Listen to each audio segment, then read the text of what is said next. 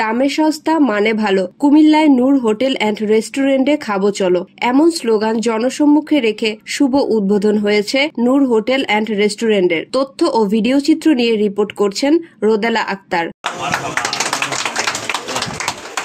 জনগণের সুবিধার্থে স্বল্প মূল্যে মানসম্পন্ন সুস্বাদু খাবার, মাছ ভর্তা, মাংস, ডাল, ভাত ইত্যাদি পাওয়া যাবে নূর হোটেল অ্যান্ড রেস্টুরেন্টে। জনস্বার্থে নতুন করে ইয়াসিন মার্কেট ইপিজেড ২য় নং গেইটের উত্তর পাশে শুভ উদ্বোধন অনুষ্ঠিত হয় নূর হোটেল অ্যান্ড রেস্টুরেন্টের। উদ্বোধনীয় অনুষ্ঠানে প্রধান অতিথি হিসেবে উপস্থিত ছিলেন সাবেক councillor Gazi Mahbub Rahman, Noor hotel and রেস্টুরেন্টের প্রোপাইটর মোহাম্মদ নুরুল হক। এ সময় নুরুল হক উক্ত এলাকাবাসী ও পর্যটকদের উদ্দেশ্যে বলেন, এখানে স্বল্প মূল্যে খাবারের উপর আপনারা পাচ্ছেন বিশেষ ছাড়। তার সাথে 20% অফার থাকবে 29 অগাস্ট 2025 থেকে 31 অগাস্ট 2025 পর্যন্ত। এখানে সকালের নাস্তা, দুপুরের খাবার, বিকেলের নাস্তা, রাতের খাবারও থাকছে এবং সাধারণ জনগণের স্বার্থে পার্সেল এবং অর্ডারের সুব্যবস্থা রয়েছে।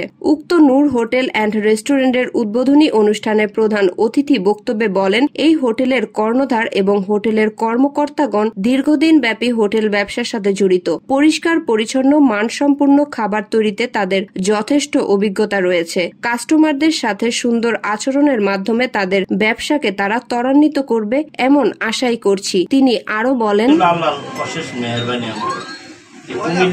হওয়ার কারণে আমাদের অর্থনীতি অনেক সমৃদ্ধি হয়েছে। আমাদের এই এলাকায় আপনারা তো অনেকেই জানেন না, কুমিল্লা ইপিজেডের এখানে প্রায় হলো 45 থেকে 46টা ফ্যাক্টরি আছে। তো 45 থেকে 46টা ফ্যাক্টরির ভিতরে প্রায় ফ্যাক্টরিগুলো চলে।